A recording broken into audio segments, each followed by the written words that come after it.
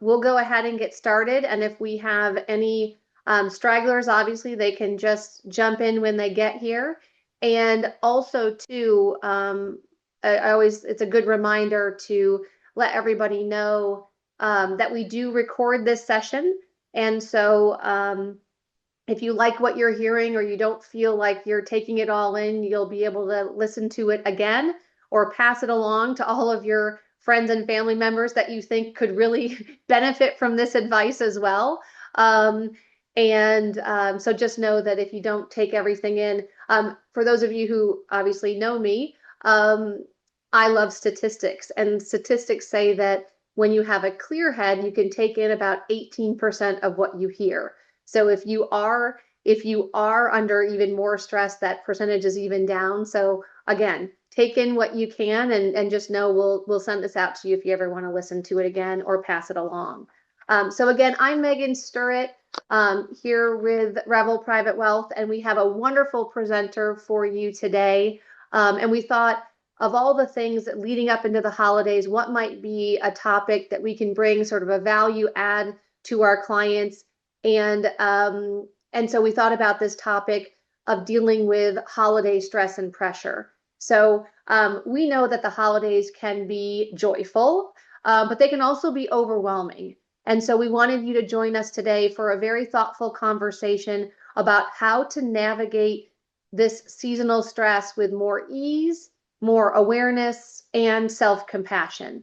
So we're going to explore today some of the common emotional triggers that you might experience, some of the challenges you might have with putting boundaries in place, and also that pressure to create the perfect holiday.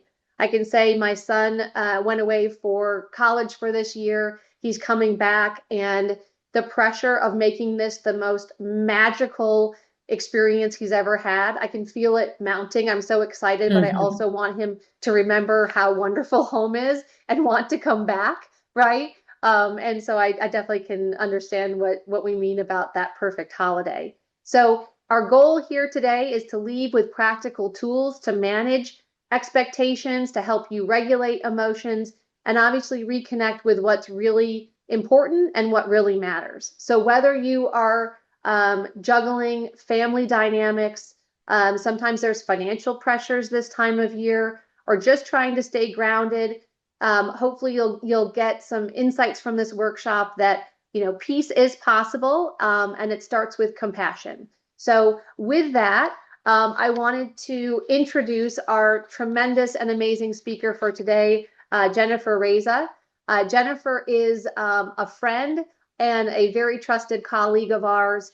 Many of you may know that we specialize in divorce and working with people going through transition. And Jennifer has kids the same age as Tenley. And so through that connection, we met Jennifer years ago and realized her specialty and what she brings, and have actually been working with her for years now doing our divorce workshops, because her experience as a licensed marriage and family therapist has been invaluable to clients and prospective clients and just the community of people going through some of these difficult challenges. And so I've had the pleasure, I get to hear Jennifer present frequently in these monthly divorce workshops. She's a tremendous resource and was grateful enough to give of her time today to do this workshop for us. So let me tell you a little bit about Jennifer. Jennifer is a seasoned and compassionate mental health professional. She brings over 15 years of experience supporting not only individuals, but couples going through life's challenges and triumphs. She holds a master's degree in counseling psychology and is a licensed marriage and family therapist. She is based here in Southern California, where she has a growing and thriving private practice. Jennifer's career spans a wide range of clinical settings, including her role as a therapist, a director, a consultant, and also a clinical supervisor. She's served in a number of community-based nonprofit organizations offering care to women and underserved populations.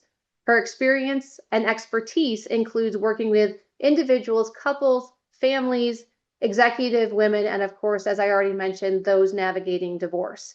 So she is known for her relationship driven approach, and she empowers clients to reach their full potential with authentic connection and her compassionate guidance. She's kind.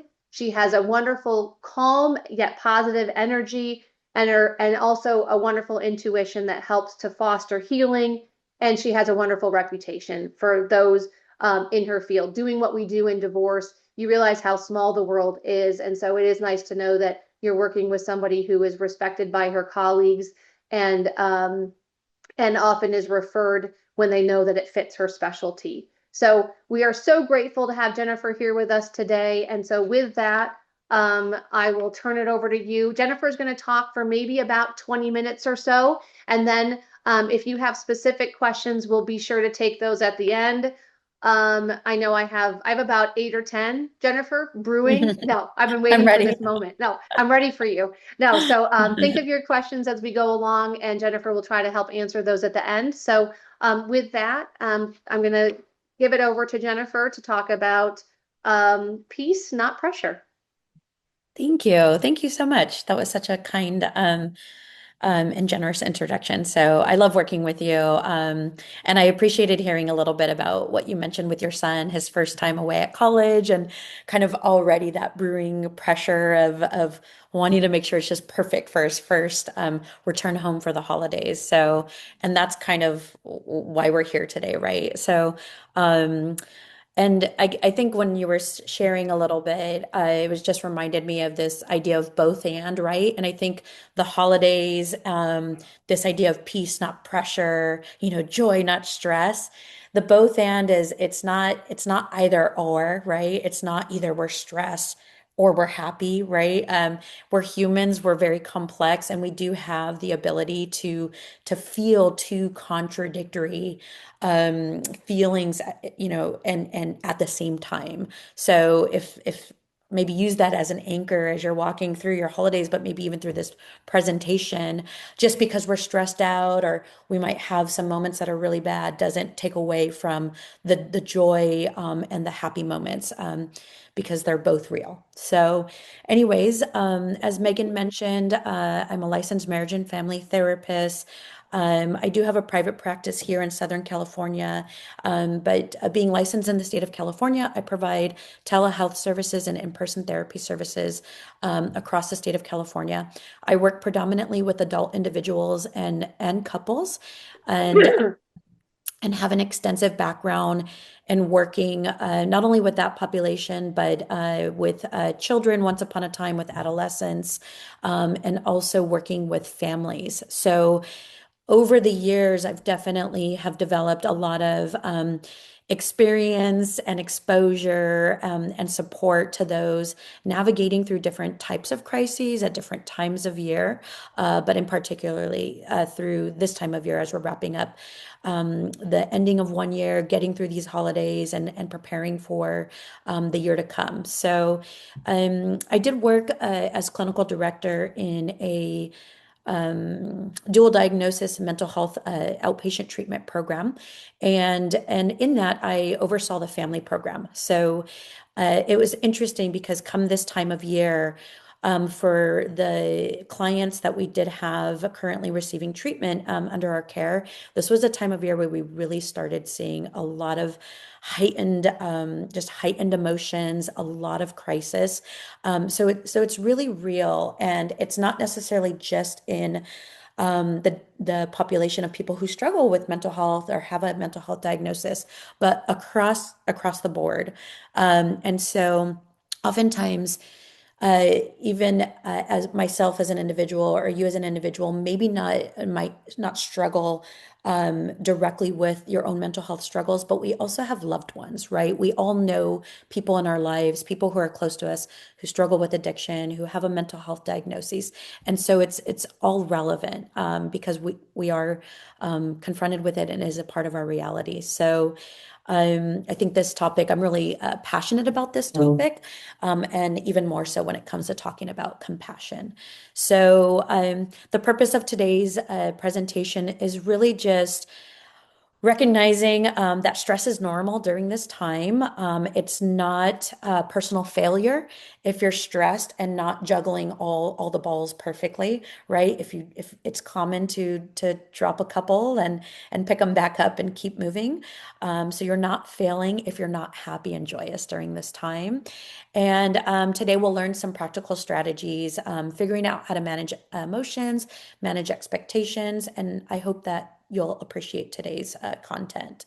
Um, so, first, we're kind of having understanding holiday stress and recognizing the common sources of where the stress comes from. So oftentimes it's family dynamics, and within our family dynamics, this is the time where unresolved tensions will come right to the surface. Oftentimes, I think Julia, you were mentioning you have family away, and so maybe this is the time of year that you're actually spending more time with family that you aren't throughout the year when you're kind of separate or have family members living in out of the area. Um, and then just all that stuff that kind of gets swept under the rug, which is really common in family dynamics. I know it's really common in my own. Um, because of the stress, because of all of the added pressure and the time spent, this is when some of those things can come out. And so unresolved tensions is a source. We have financial pressure and gift giving expectations. I personally am Santa Claus in my household, and that's where I really feel that. And I find myself combating this idea of, I don't think I got enough. I don't think I got enough. And it's kind of this never enough mentality. And that is one of the biggest sources of this pressure and stress that I kind of get. The same with food. I cook a lot for my family and host a lot. My mom, my sisters, my grandmothers, it's kind of born and bred into us.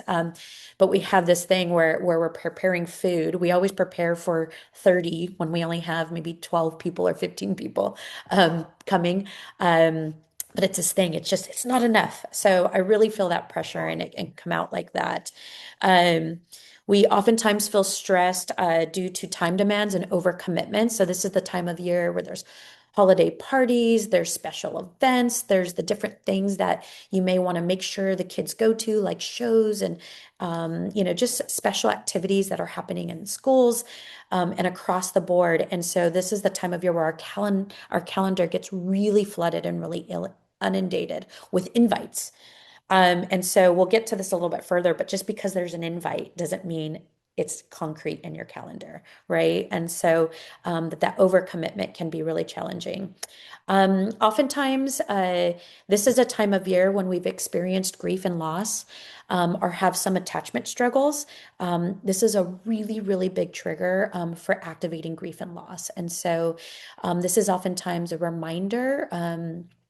For our loved ones that have passed on, we remember and we recall old, childhood memories of the times we used to spend with, our parents or grandparents, and other loved ones that have lost. And so this is really, this comes up quite often during the holidays. And then oftentimes, with the presence of social media and that running rampant through our lives, I know personally, I've had my own battle with social comparison and kind of this at times what feels like a necessary evil, but also a source of toxicity in my life with that social comparison and how it's this very pervasive influence that we don't even recognize is kind of really influencing how it's impacting us. So some common emotional and physical signs that we would want to be attuned to and often come up during this time of year, which might be indicative of you experiencing stress, is irritability, sadness, anxiety, guilt. And so I've put here in this visual aid here, the feelings wheel. If you have not come across this in your lifetime, I highly recommend using this as a reference. It is probably one of the most um, wonderful tools that you can have, whipping it out on your phone and just taking a pause. So this is my favorite one. You'll see ones that are much more complex if you Google search feelings wheel. This one's just pretty succinct. It's comprehensive and not overwhelming. So that's a handy tool for you, but it's a good way of recognizing what you're feeling in any given moment. We also will have the psychosomatic symptoms or the physiological expressions of stress, like sleep problems, fatigue, headaches, digestive issues. Digestive issues is a big one. I think oftentimes we can say, well, me not sleeping is normal. I'm often fatigued. I pretty much struggle with digestive issues at all times throughout the year. So these are ones that might go unrecognized if this is kind of a norm. Um, but if you're seeing, recognizing what your baseline is for some of these symptoms and paying attention if they are heightening or worsening, that would be an indication. So this is also common to see an increase in emotional eating, especially food is such a big part of the holiday season. A lot of the traditions surround food and eating and a lot of, sweets and baking. And so this is that's a particular trigger at this time, as well as impulsivity and substance abuse. So, as I said, working in dual diagnosis and addiction treatment. For clients in our care, we would see a lot, we'd have to do a lot of crisis support. And then come January is when we would see an influx of admissions into this type of treatment as a result of substance abuse addiction really just going rampant through this time of year. So being mindful of that. Really, one thing is just managing holiday stress and understanding it is one prompt you can ask yourself is what part of the holiday tends to drain me the most? So what is where is my cup kind of emptying, right? And what's filling it up? So underlying factors. Really understanding why, kind of what's beneath all of the stress is important. This is something that often gets overlooked without really understanding the impact of the toll that are taking on us. So if we can kind of get to the underbelly of why the stress is here, then we can be more effective and more sufficient in managing it. So understanding expectations versus reality. This is I'm going to say a reality check, right? And so these reality checks are vital. And just really, what's my expectation? How have influences like social media, like pressure from families and whatnot, are influencing? Oftentimes, our expectations are here when reality is right here. So what's realistic? And as Megan mentioned in the intro, it's this idea of wanting to have the perfect holiday. That mechanism of perfectionism can really come to the forefront. That's something that I struggle with all year round. And of course, with any times there's stress, regardless of the cause, this is where the perfectionism will really come. I think that's that not enough voice that's activated in my head. So I have to be really aware and attuned with that. Boundary challenges, that's often really at the forefront when we have difficulty saying no. Like I said, we get flooded with all these invites. I call it the yes train. It's like I see the invites, the yes train, it's taken off. It's, alarm the horn and it's already off. I see it. I know where it's going. I know it's going to overwhelm and exhaustion. And oftentimes I'm stuck at the depot saying, I want to say no, and the train already left the station. Um, so I really, really have to practice no is a complete sentence and manage my FOMO, right? FOMO is real and it comes out this time of year. There's also emotional triggers. And so this is a time where we, like I mentioned earlier, we really revisit those childhood memories. Oftentimes there's some great glimmers of positive memories and joyous moments that we can recall upon, as well as traumatic ones, memories that aren't so pleasant and below the surface are causing a lot of turmoil and activation. And as I mentioned earlier, just the grief and loss and trauma. So I now that we understand where it's coming from and why and what it looks like, here are the strategies for figuring out, well, how are we managing the stress? If you're even looking at this webinar attending today, you're kind of at the forefront, right? You're kind of proactively, even if you're contemplating, right? You're proactively trying to mitigate the adverse impact that the stress will bring over the course of this next couple of months, right? And so these are some really great strategies and things to keep in mind, like the how-tos, right? And so I I can say so much, and I'll try to be conscientious of time. I think this is the part where I get really, really, really excited, and so I'll try to rein it in. But I'll start by saying nervous system regulation is key, and I know that that might be kind of a therapeutic term, and you might not necessarily understand what that is, but really it's what's happening out of our conscious awareness. And so our minds are pretty competent for the most part, even under stress and duress.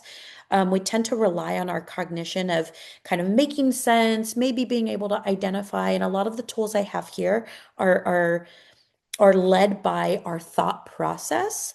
And we can, as much as we can minimize and we can justify and we can deny, which will add to our stress, we also have the ability of using tools like this to help mitigate and bring mindful awareness, and doing practices like get gratitude practices, kind of changing negative thoughts and reframing, right? And so those are really, really powerful tools.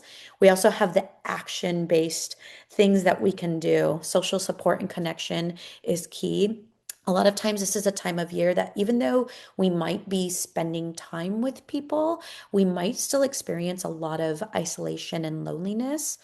And so being mindful, if we reference that feelings wheel, recognizing just because you're engaged with a lot of people or maybe kind of being out in the world, you if you are experiencing loneliness or find yourself with the impulse to isolate, that you'll want to pay attention to that.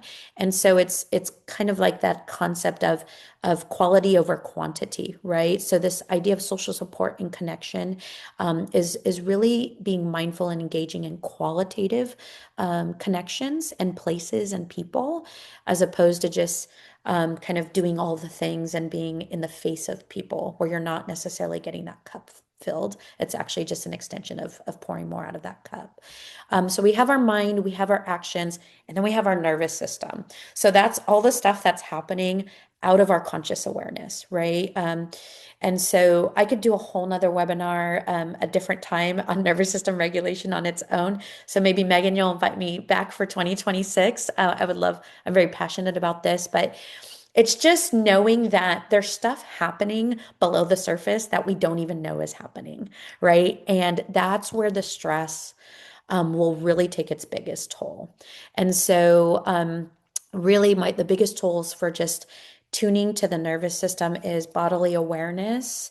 It's breath. Breath, if we don't have breath, we don't have anything. Literally, we're not living, right? And it's that one thing that we have access to wherever we go. And so taking mindful breaths, taking one deep breath, if anything, will really kind of treat that nervous system. It's one of the biggest acts of compassion that you can offer yourself, which is nurturing and loving your nervous system.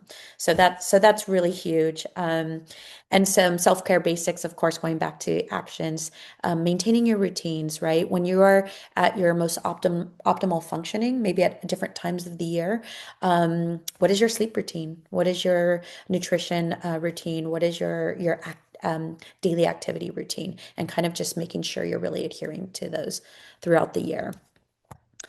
And the biggest piece of compassion for self and others. So just kind of just to close, remembering that stress is normal. You're not failing if you're stressed, and that goes throughout any time of the year. We live in a world today where stress is just kind of a natural byproduct of the velocity of how the world shifts and changes. The inundation of stressors that we're receiving at a macro level and the largest level globally, and collectively, as well as at a micro level. So what's happening in our own lives, in our families, and the stressors that we're dealing with. Um, Compassion is key. It's compassion for self and compassion for others. Compassion, concepts of compassion is flexibility, forgiveness, kindness, and love. So anytime you can be flexible with yourself, perhaps saying no, even when you want to say yes, right? That's being flexible.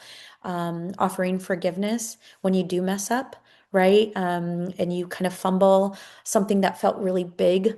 Maybe you burned the turkey, or you didn't get all the presents on your kids' list. For having forgiveness and recognizing that in the grand scheme of things. Um, uh, the compassion will go much further than anything else that we can do. And not only for ourselves, but for compassion is a gift for others. And just having kindness and love. And so, as much as we're doing that inwards, we're directing that outward. And that kind of brings us to our personal values. And a mindful tool is staying grounded in what's important, right? As Megan shared, what matters most. And I often will reflect on my personal values as a grounding reminder of, oh yeah, I can get whisked away really, really, really easily, but I know that family is most valuable to me. Um, Authenticity and compassion are one of my prominent values. And so when I use that check-in with myself, it can help me just be more realistic in what I can offer to others and what I can accept from others, as well as a practice of gratitude. So, as we're kind of wrapping up, I'll just ask you to kind of consider, take a deep breath. I said a lot. I don't even know if I breathed during that presentation. But take a deep breath and just maybe consider in this moment, even if you want to jot it down, if you have some pen and papers, what are you grateful for right here, right now? After hearing what you've heard, after being present for this brief webinar, regardless of what's happening around you, what do you have to be grateful for? Uh, and this is just kind of a handy tool, when to reach out and how to reach out. This is the importance of support and guidance. As I mentioned earlier, if we ourselves are not struggling with mental health issues like addiction, like depression, anxiety, PTSD. We often know loved ones that are, and so we're impacted by it. And so I'm often talking with loved ones, right? And I'm saying, where are you getting support? What would therapy, you going to therapy look like, just to help you struggle, manage the struggles that come along with maybe caregiving for an elderly person that's at their end phase of care, or dealing with a child with special needs, or loving, having a spouse that's struggling with addiction, right? And so this is a reference guide for the different types of support that you can get, and what that could look like. And over here, I have some resources. This is more kind of crisis and mental health support. So we have the crisis lifetime and suicide support. Nowadays, with tech, we have so much more access than we have ever had before. This is a time of year that we will see an influx of suicide crises, hospitalizations for mental health and addiction issues. And so these resources can be extremely vital just to have on hand. And so they're here as a quick resource for you. And in closing, I will share one of my favorite quotes by the Dalai Lama, sorry. If you want others to be happy, practice compassion. If you want to be happy, practice compassion. I'm available. My contact information is here as part of this presentation, and you will have that as a reference as being connected to Revel. And so I'm really excited and honored to be presenting today. Thank you so much, Revel, for having me, and I would love to answer any questions. So thank you. Wonderful. Thank you, Jennifer. I do feel, um, I'm like, I feel better than when we started. So, Yay. I think it's a very calming presence that you have, but also I think if anything, just a reminder sometimes to just stop what you're doing in the crazy and just ground yourself for a minute. I think that's a really good word that you use. Mhm. And honestly, to remind yourself about what's important, to remind yourself about what you're grateful for. Um, and anyway, hugely valuable. It's great. I do feel, I feel like I'm breathing a little deeper and I'm just have a little more calm than can you tell I'm talking slower than when we started? I think I will So too anyway, after this point. yeah, thank you. Thank you for being here. And so, yeah, a lot of good things that you mentioned and just reminders, we're not alone and this is normal. And honestly, what you said when you started about feeling two emotions at the same time and that being normal about having stress and joy. I remember with back on the theme of my son being away, when he left, I'm like, you can feel happiness and sadness at the same time, right? And so I think it's important to know that it's not all or none and Hmm. it can be everything all at once and that's normal and that's okay and just to focus on the important things. Um so with that, Julia, excuse me, can we have people raise a hand or maybe take people off mute if anybody wants to ask a question of Jennifer? What's the best way to do that? Or maybe I should ask you, Teresa. Yeah, I would just say if they raise their hand, I can take them off mute. Okay. So again, I can't see all of you. But if you have a question, please raise your hand and Jennifer will do her best to answer it. Also, sometimes I know asking questions in a public forum if you're not comfortable. Obviously, Jennifer's contact information is on here. Obviously, I can put you in touch with her as well if you want to reach out to us. So if you don't want to ask a question here, but you have a question, just let us know. If there's no hands yet, I'm going to ask a question. Um, so I'm curious. I do think emotions tend to bubble up, like especially if there's underlying tensions with family and you're Hmm. around them more this time of year, or that things tend to surface. I'm curious as a therapist, do you would you recommend trying to push those down and get through the holidays? Do you think it's healthier to hit those head on because they're bubbling and surfacing? Does it depend on the issue? Like, I'm just curious what you would say about how to best approach those, as I like to call, dust ups or tensions or Yeah, bubbling. that's such a great question, and of course, a super complex one. So there's no easy answer. But actually, I wrote something on my notes that I forgot to mention in closing, and it's sometimes we just when we're in the face of these and we are getting inundated, depending on what's below the surface and what's coming up, sometimes we just have to survive through it, right? And so we might be in the face of those things and just kind of, I wouldn't say brush it under the rug, but being intentional about pausing and saying, I recognize that this issue is here for me, but I'm gonna intentionally press pause because I don't have the bandwidth or I don't have the resources to really face this head on. So it's okay to have an intentional pause, and that can be different than brushing something under the rug and Mm-hmm. denying, minimizing, justifying, right? Those are probably the things we want to stay away with. And so if we have to kind of survive through those issues or those conflict by doing an intentional pause, just engaging to kind of keep it copacetic, if you will, to survive through.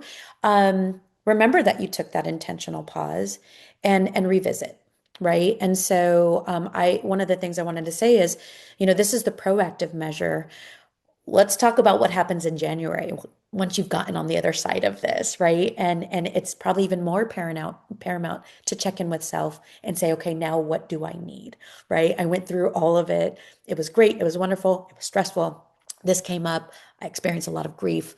And so now what? So I would say that's a great way of kind of navigating. I think the other thing I thought of, Megan, when you were asking your question, and it was in the presentation, but I might have skimmed over this, was the script.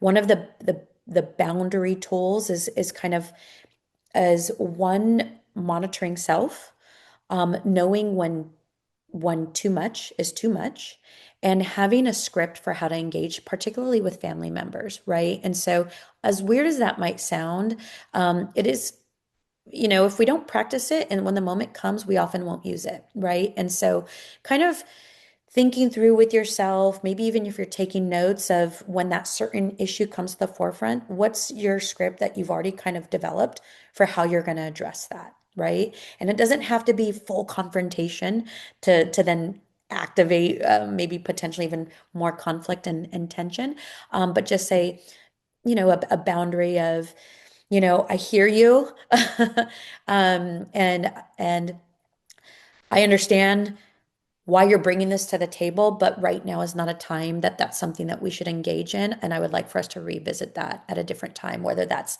outside of the gathering, a week later, maybe after the holidays. And again, it's always just comes back to intentionality. So I could Yeah. probably say more, but No, I'll leave it at that for now. no, that's great. So you're not saying meet me in the front yard in 5 minutes and like, just kidding.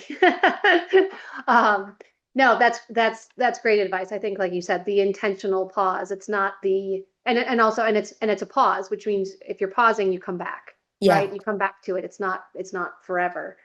Did Mhm. anybody raise their hand or want to ask a question?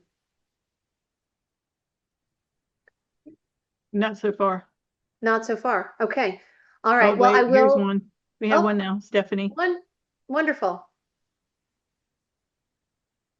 You're unmuted, Stephanie. You have to unmute.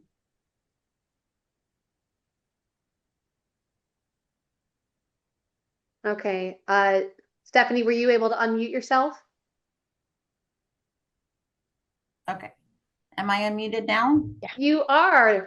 Welcome. Good to, I can't say see you. Good to hear you. Yeah. You know what? I'm on my backup computer because my computer failed to open today. Oh, Oh, Yeah, it's been one of those days, but I really wanted to say thank you because this was the timing was perfect and I really got a lot out of it. I really appreciate it. Thank you. thank you, oh, you're Stephanie. welcome. You're welcome. Thank you for the feedback. I know. I feel like this is hitting at a wonderful time for me. I'm a Mhm. a little bit of an emotional mess, but those of you who know me, that's my norm. But no, I'm, just thinking of all the things that I'm grateful for, and also just all the things that are upon us that are, like I said, stressful and joyous, and it's an exciting time, but it can be heavy. So thank you Mhm. for that feedback, and thank you, Stephanie, for joining us. One of the things I was gonna mention too is, as obviously a financial advisor, there can be a financial component to the holidays, and so I will just say that, if there is anything on your mind financially that I can help with, or we can help with, or alleviate Mhm. something, that one of the big things we do is we always like to start with that big picture, and try to reassure you of your, I like to say, your probability of success, right? Why things look good, why you should be sleeping well at night, right? From a financial perspective. So, can you afford that trip or that vacation or that gift, or should you? Whether you guys want it or not, I'm always the first one to tell you if I think you're making a bad financial choice. So I'll be the first one to say if I think that, it's something you shouldn't do. But that Tenley and I always come from a place of encouraging you to live and experience and enjoy your wealth, right? Revel in your wealth and revel in all the things that matter most to you. So, I will just say, if there's ever anything that we can do, to help, whether it's bring a resource like Jennifer to you, or just revisit your financial plan to reassure you that you're sitting in a good position heading into the holidays, or all the work you've done this year, we're here. So, with that, does Barbara has a anybody? question, I think. Oh, Sorry. good. Yeah, please. No, no, I don't have a question. Hello, Oh, great presentation. I don't know why it's by the my way, technical skills. I have no uh, technical skills. everyone, this is my mother-in-law, Barbara, Oh. which is a fabulous client. So I have a question. How do you deal with a difficult mother-in-law? No, just kidding. I'm just kidding. I'm just kidding. I don't have that problem at all. My Barbara and I are thick as thieves. We got super, super lucky. So anyway, Barbara, thank you for joining us, and I am very much looking forward to spending time with you at the holidays. And you talk about what fills your bucket and empties your bucket, Barbara definitely fills mine. So, Well, Mhm. so right anyway, first on grateful. that, but I did want to mention to everybody to try that spinach casserole. It's really good. Oh, for Come on. those of you who don't know what she's talking about, Barbara was the one who family recipe in the November newsletter for your Thanksgiving table. There's a Right. spinach casserole recipe. I have Oh, to tell you, it is a crowd favorite pleaser, and it's spinach. I mean, my kids gobble it up. There's so much cheese that it Cheese in totally it. overtakes the spinach, so you can't taste the spinach at all. And it's delicious. So, It's like a giant quiche, yes, with extra spinach. Very oh, I good. yes. love that. I'm gonna make Oh, that. Thank you for I haven't looked at the newsletter yet, so I'll be keep a lookout for that. yes, Thank you. it's so good, and it's good for dinner, but it's also like it's good for breakfast. It's good with chips. It's a For dip, yeah, yeah. all around dish. So, Good all job. right. Thank you. Mhm. Thanks, Oma. Okay. Anybody else have any thoughts or questions to share? I'll say something. Mhm. So Megan, I know you shared about your son, and we were talking back in August when you sent him off. But just if I can say anything, just remember that you've done all of the work for him to come home and have the perfect holiday, right? The day he was born, or even before, right? And all those things. So regardless of whatever transpires at home, I'm sure he's gonna feel. Ah, see, she's trying to make me cry. She thought I was good, and then she just, yeah, no, thank You've done you. all the work, Thank right? you. No, thank you very much. I know I'm still waiting for the call that's like, "Hey, mom, I met a girl and I'm not coming home." No, he's coming home 1 week from today. So, Oh, yay. thank you for that. Yeah, I'm super excited. Well, thank you again for everybody joining us, and hopefully you were able to take away something to make you feel a little bit. I always say our goal is to make you feel a little bit better when you leave than when you came. And if we did that, I think we succeeded. I'm just looking at my notes again, focus on the meaning, focus on what matters most. No is a complete sentence. That's my new favorite sentence. Um, breathing, compassion. So, and again, just I will say, just this time of year, I'm grateful again, Jennifer, for the relationship we have, the work we do all year long, but volunteering your time today. Obviously, thank you to all of you who joined us, and very grateful for the relationships we have. And so, thank you so much. If there's anything we can do, please reach out. But happy holidays, and we'll see you soon. Thank you so much.